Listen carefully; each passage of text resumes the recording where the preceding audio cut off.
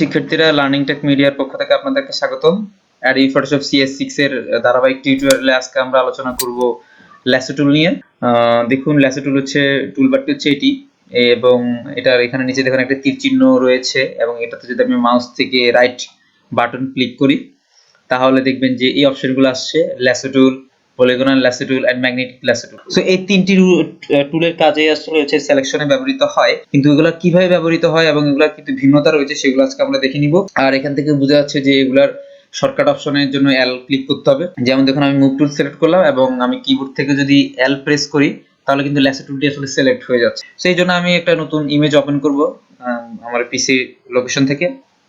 তো দেখুন, এই ইমেজটা আমরা নিলাম।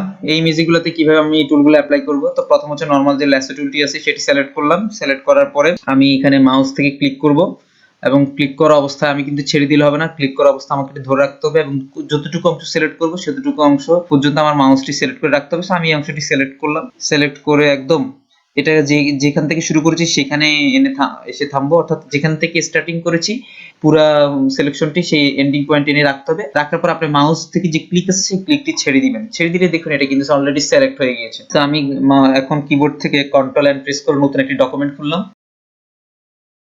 সো খোলার পরে আমি আবার যখন এখানে আসবো, সিলেকশনটি কি রয়ে গিয়েছে, এবং দেখুন এই যখন আমি ল্যাসো টুলটি সিলেক্ট করে আসি, আমাদের যে অপশন বার বা কন্ট্রোল প্যানেল আছে সেখানে কিন্তু এই যে নিউ সিলেকশন সেটি কিন্তু আমাদের সিলেক্ট করা আছে। আর আমি কিন্তু গত টিউটোরিয়ালে গুলোতে যেখানে আমাদের সিলেকশন টুল নিয়ে আলোচনা করা হয়েছে সেখানে আমি এইসব বিস্তারিত ব্যাখ্যা দিয়েছি। সো আপনারা জানেন এগুলো কিভাবে কাজ করে, তারপর আমি বলে নিব।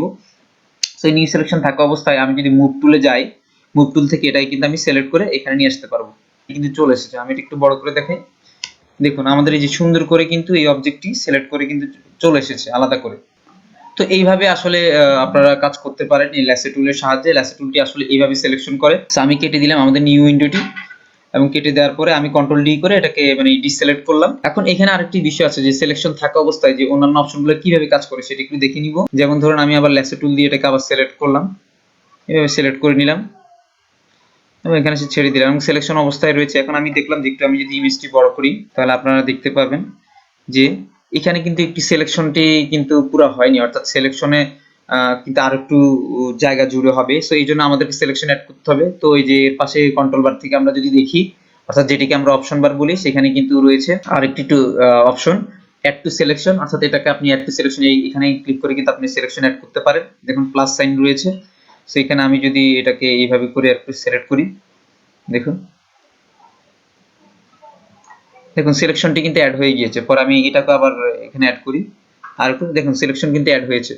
এবং ডান পাশে যেটি রয়েছে সেটা হচ্ছে সাবট্র্যাক্ট, অর্থাৎ এটা আপনি ইউজ করে আপনি সিলেকশনকে কমাতে পারেন বা মিনিমাইজ করতে পারেন। যেমন দেখুন আমি যদি এখান থেকে এটাকে এই যে সিলেকশনগুলো এইভাবে এটাকে সিলেক্ট করে দেই, দেখুন সিলেকশন কিন্তু কমে গিয়েছে। আবার ধরেন এখান থেকেও যদি আমি এটাকে এইভাবে সিলেক্ট করে দিয়ে দিই তাহলে সিলেকশন কিন্তু কমে গিয়েছে। সো এইভাবে কিন্তু আপনি এই কাজটি করতে পারেন। আপনি কিবোর্ড থেকে যদি শিফট প্রেস করেন তাহলে দেখুন আপনার কিন্তু এটা মাউস কার্সারটি প্লাসে পরিণত হচ্ছে, অর্থাৎ আপনি যদি এখন কোনো সিলেকশন দেন তাহলে এটি কিন্তু আরো অ্যাড হবে। এই যে দেখুন, আবার দেখুন আমি যখন এই যে অ্যাড টু সিলেকশন টুলটি সিলেক্ট করব, সেটি সিলেক্ট থাকা অবস্থায় যখন আমি অল্টার প্রেস করব তখন দেখুন এটা কিন্তু মাইনাস চিহ্ন, মানে মাউস কার্সারের সিম্বলটি পরিণত হচ্ছে মাইনাস চিহ্ন দিয়ে। তো তখন আপনি সিলেকশন কিন্তু আপনি মিনিমাইজ করতে পারবেন বা আউট করে দিতে পারবেন। যেমন দেখুন এই যে সিলেকশনটি কিন্তু মুছে গিয়েছে। একদম সর্বডানে কিন্তু রয়েছে আপনার ইন্টারসেক্ট টুল। সো এগুলা নিয়ে কিন্তু বিস্তারিত আলোচনা করেছি গত টিউটোরিয়ালগুলোতে। সো ওখানে ইন্টারসেকশন টুল দিয়ে কিভাবে কাজ করে দেখুন। যেমন আমি এই যে এটি সিলেক্ট করলাম, সিলেক্ট করার পর দেখুন যতটুকুই সিলেক্ট করেছি ঠিক ততটুকুই থেকেছে, আর বাকি সিলেকশনগুলো সে কিন্তু বাদ দিয়ে দিয়েছে। আমি কন্ট্রোল জেড প্রেস করে আবার সিলেকশনটি নিয়ে আসলাম। নিয়ে আসার পরে এখন আমি যদি শিফট চেপে প্রেস করি তাহলে দেখুন আসলে কি হয়। একটু জুম আউট করে নেই, এন্ড শিফট প্রেস করে যদি আমি এই সিলেকশনটি নেই তাহলে কি হয় দেখুন। এই যে পুরো সিলেকশনটি নিলাম, তখন দেখুন এই যতটুকু জায়গা জুড়ে নিয়েছি সেই কিন্তু ততটুকু সিলেকশন অ্যাড করেছে। আর আমি যদি নরমালি এই টুলটি সিলেক্ট থাকা অবস্থায়, অর্থাৎ যে ইন্টারসেকশন টুল সেটা সিলেক্ট থাকা অবস্থায় যদি আমি সিলেক্ট করতাম তাহলে যতটুকু সিলেক্ট করতাম ততটুকুই খালি সিলেকশন থাকতো। সো আশা করি এই বিষয়গুলো সম্পর্কে সবাই ক্লিয়ার হবেন এবং সবাই বারবার প্র্যাকটিস করবেন। দেন আমরা আমাদের অন্য টুলস এগুলোর ব্যবহারে চলে যাই। এখানে দেখলাম যে পলিগনাল ল্যাসো টুল রয়েছে। তো পলিগনাল ল্যাসো টুল সিলেক্ট করার আগে আমরা এখান থেকে কন্ট্রোল ডি প্রেস করে সিলেকশনটি আউট করে দিয়েছি, এবং আমি একটু জুম আউট করে নিই। জুম আউট করে নেওয়ার পরে আমি এখান থেকে পলিগনাল ল্যাসো টুলটি নিব। পলিগনাল ল্যাসো টুলটি আসলে কিভাবে কাজ করে দেখুন। এখানে ব্যাপার হচ্ছে আপনি যে একবার সিলেকশন নিছেন, অর্থাৎ স্টার্টিং পয়েন্ট যেটা, সেটা কিন্তু আপনি যতক্ষণে আরেকবার ক্লিক না করবেন ততক্ষণ পর্যন্ত সে কিন্তু আপনার এটি আপনার এখানে কিন্তু থেকে যাবে, অর্থাৎ সিলেকশন ইন অবস্থা থেকে যাবে। দেন আমি এখানে আরেকবার সিলেক্ট করলাম, একটা সিলেক্ট হলো, দেন আমি এবার ইচ্ছামতো মানে বাঁকা বা সোজা করে আবার আরেকটা সিলেকশন নিতে পারছি। এরকম করে কিন্তু আমি এটাকে কাটতে পারছি। দেখুন এই যে ইচ্ছামতো কিন্তু আমি সিলেকশনটি নিতে বসাতে পারছি, এবং প্রতিবার এক একটা করে মাউস ক্লিক লাগবে, এবং ঠিক একইভাবে এই সূক্ষ্মভাবে এটা যখন সিলেক্ট করার পরে আমি একদম এন্ডিং পয়েন্ট যেটি, সেটাতে যে আমার আগের মতো করে ছেড়ে দিতে হবে, এবং এন্ডিং পয়েন্টে সিলেক্ট থাকা অবস্থায় আপনার আগের মতো করে সিলেক্ট হবে। দেখুন এখন কিন্তু আমার এটি সিলেক্ট হয়ে গিয়েছে।